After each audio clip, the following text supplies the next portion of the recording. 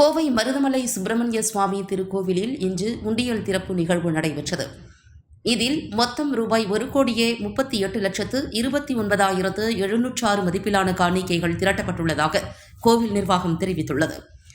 கோவையில் பிரசித்தி பெற்ற மருதமலை சுப்பிரமணிய சுவாமி திருக்கோவிலுக்கு கோவை மட்டுமல்லாது சுற்றுவட்டார மாவட்ட மக்களும் கேரளா, ஆந்திரா போன்ற மாநிலங்களில் இருந்தும் பக்தர்கள் தரிசனத்திற்காக தொடர்ந்து வருகை தருகின்றனர்.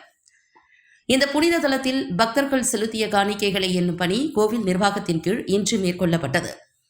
திருக்கோவில் தக்கார் ஜெயக்குமார், துணை ஆணையர் கவிதா, கோவை உதவி ஆணையர் உஷா நந்தினி, பொள்ளாச்சி சரக ஆய்வர் கோகிலவாணி ஆகியோர் முன்னிலையில் உண்டியல் திறப்பு மற்றும் காணிக்கைகள் என்னும் பணி நடைபெற்றது. உண்டியலில் இருந்து தங்கம் 175 கிராம், வெள்ளி 5 கிலோ 527 கிராம், பித்தளை 39 கிலோ 400 கிராம் ஆகியவை மீட்கப்பட்டுள்ளன. ரொக்க காணிக்கையாக ரூபாய் 1,33,43,232 கிடைத்துள்ளது. மேலும் காசோலை மூலம் ரூபாய் 3,45,877 மதிப்பிலான காணிக்கை பெறப்பட்டுள்ளது. உண்டியலில் ரொக்க வரவாக ரூபாய் 1,40,597 கிடைத்துள்ளது. இவ்வாறு மொத்தமாக ரூபாய் 1,38,29,706 மதிப்பிலான காணிக்கைகள் திரட்டப்பட்டுள்ளதாக HRNCE கோவில் நிர்வாகம் அதிகாரப்பூர்வமாக தெரிவித்துள்ளது.